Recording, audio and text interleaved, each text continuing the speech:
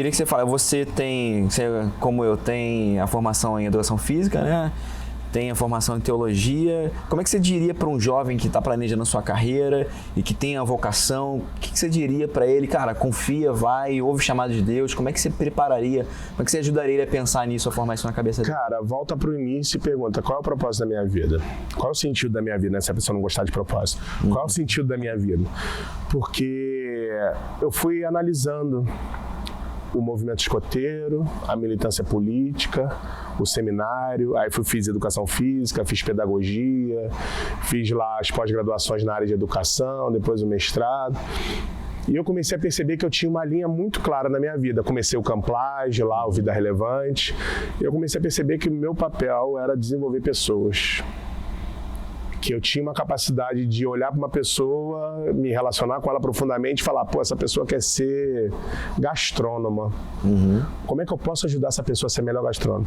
Mas tudo começou lá no início, quando a minha esposa, que não era minha esposa ainda, era uma membro da igreja junto comigo, ela falou que orava por mim há 3 anos. E antes de eu ir para o primeiro projeto missionário, ela me contou e a gente começou a orar e a gente começou a namorar. E quando eu voltei, eu falei, cara, Deus me chamou para o ministério. Fui buscá-la na escola, que ela tinha 15 anos, eu tinha 19. E eu fui buscá-la na escola ali em São Cristóvão. E eu falei, Ana, Deus me chamou para uma obra missionária. O que ele falou para mim no campo foi, nunca vai faltar nada, mas você não vai ter tudo o que você quer. Você quer namorar comigo ainda assim? Ela falou, eu orei por você 3 anos. Se Deus chamou você para a obra missionária, é para eu estar junto com você. Então, naquele dia, eu tive a certeza que eu ia para o seminário. E quando a gente resolveu casar, ela tinha 18 anos. Eu tinha 22 para 23 anos. E a gente orou, a gente fez o mesmo curso técnico, empreendedorismo. E aí eu falei, Ana, Deus me chamou para desenvolver pessoas. Foi isso que Deus me chamou para fazer. Então, tudo que eu fui fazendo no resto da minha vida, a educação física foi para desenvolver pessoas. Porque meu professor de basquete, que eu jogava basquete no 2º grau, no meio de uma assembleia de professores, de greve de professores, ele trouxe um negócio para mim que mudou a minha vida, uma frase. Eu falei, cara, o cara é técnico de basquete, mas trouxe uma mudança para minha vida. Cheguei no seminário, um professor de seminário chegou para mim e deu uma palavra que mudou a minha vida. Eu falei, cara, o que eu posso fazer pelas pessoas? A irmã Aurelina, que hoje é membro da Igreja Batista do Mé com 90 anos, foi uma pessoa que me levou para morar na casa dela. E aí eu falei para Ana, nossa casa tem que ser casa de todo mundo, a gente tem que ajudar as pessoas a se desenvolverem. É isso. Então eu acho que é você encontrar para que Deus te criou. Então, tudo que eu faço na vida, eu falei na igreja no último domingo, eu falei, tem 2 coisas que eu amo na igreja, batizar e mandar gente pro seminário. Se tem 2 coisas que eu gosto de fazer, é isso, porque eu acredito que desenvolver pessoas é servir essas pessoas. Legal. Então, a minha dica para quem está procurando é, ore a Deus e veja quais são as suas características e como essa característica pode mudar a vida das pessoas. Pô, muito legal, cara, muito legal. E essa é uma visão que não engessa a pessoa dentro de um cargo cristão ali, que precisa, não, você é diácono e você faz essas funções. Você ter liberdade de vida e se sentir, né, não sentir que você não está apto. Eu acho que ele faz isso, poxa, eu com as minhas limitações, mas com as minhas aptidões, eu consigo desenvolver um trabalho que abençoe. E eu como uma pessoa ansiosa, né, naturalmente, quando o André liga para mim e fala assim, vamos gravar um podcast, eu fico pensando, como é que eu posso ser bênção na vida dele? Como é que eu posso ajudar? Né? Esse é o primeiro podcast que eu vou, já fui chamado por um monte. Eu falei, mas eu conheço o André. Eu não vim pelo projeto, não vim pela filmagem, eu vim por causa de você. Pô, muito bom saber. Porque eu falava isso com o rapaz que veio comigo no carro. Falei pra ele, eu confio nele. Ele é um cara que vale a pena eu sair um pouco da minha caixinha, lá bater um papo com ele, que eu sei que eu vou aprender e eu posso tentar ajudá-lo em alguma área da vida, né?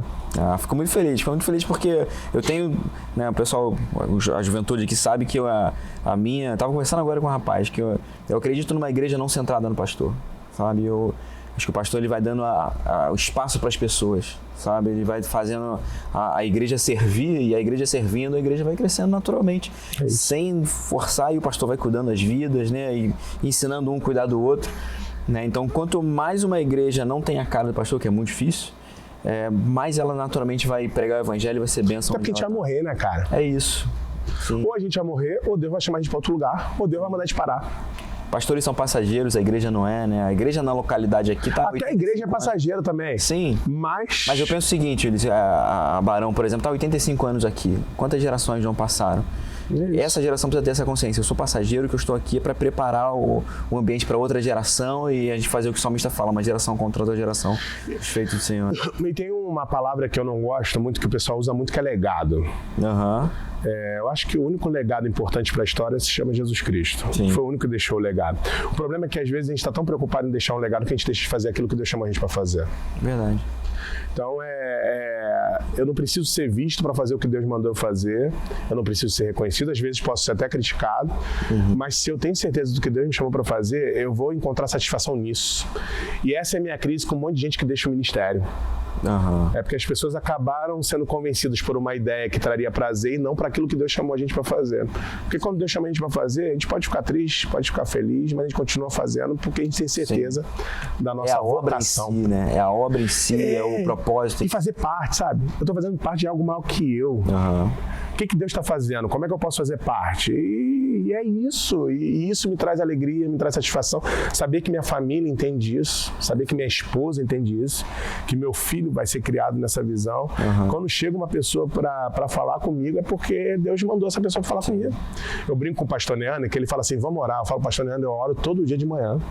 Então, o que acontece no decorrer do dia, eu já perguntei para Deus se ele queria que eu participasse. Então, caiu na minha mão, eu tenho que participar, cara.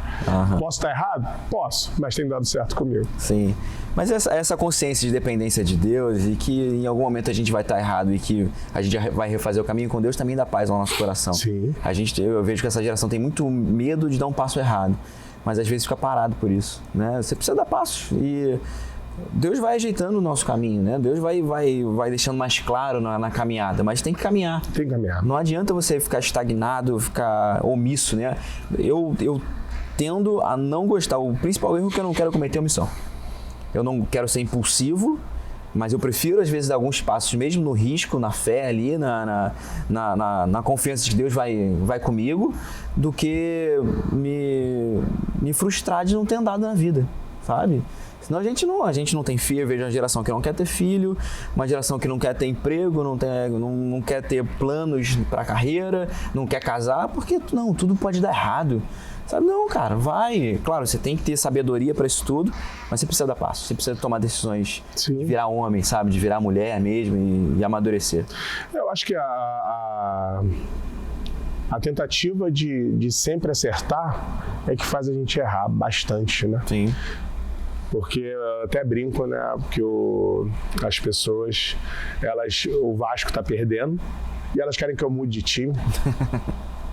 A minha vida sempre foi perdas. Então, eu não vou mudar de time, eu vou mudar de qualquer outra coisa porque não está atendendo aquela demanda que eu gostaria que tivesse. É claro que eu vou cobrar, vou reclamar, vou ficar chateado.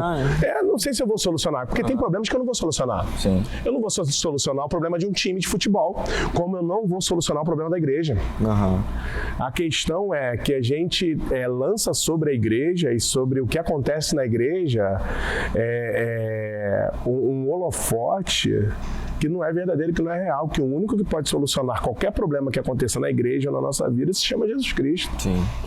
É claro que ele vai moldar o nosso caráter, pode nos usar, que é um outro detalhe, ele usa se ele quiser a gente para mudar aquilo, porque às vezes a gente começa a entrar no emaranhado de fofoca, de chateação, de comentários desnecessários, de orações mentirosas para tentar resolver um problema que não foi criado, que não foi determinado por Deus que eu seria o solucionador desse problema. Entender o meu papel no time é fundamental e nem sempre o time que eu tô vai ganhar. Sim.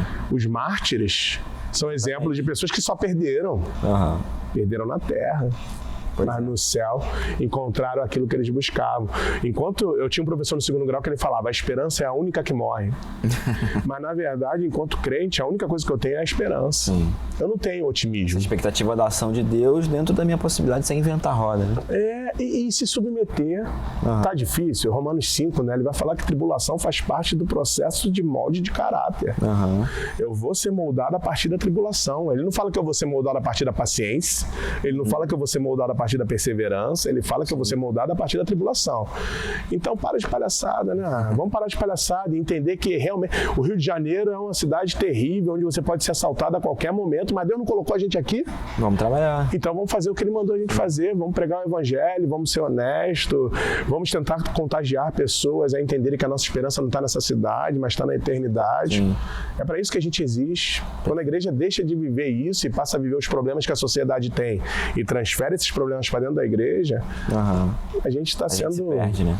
A gente está sendo enviado do capeta mesmo. Não é se perde não, a gente está sendo enviado do demônio, porque a gente está deixando de fazer parte da solução de Deus para ser parte do problema do diabo dentro da igreja. E a gente vira contador de problema, né? A gente fica contabilizando os problemas. Muito bom, Ulisses. Cara, brigadão. Obrigado pelo papo, obrigado pelas ideias. E, gente, obrigado aí pela paciência, pela companhia.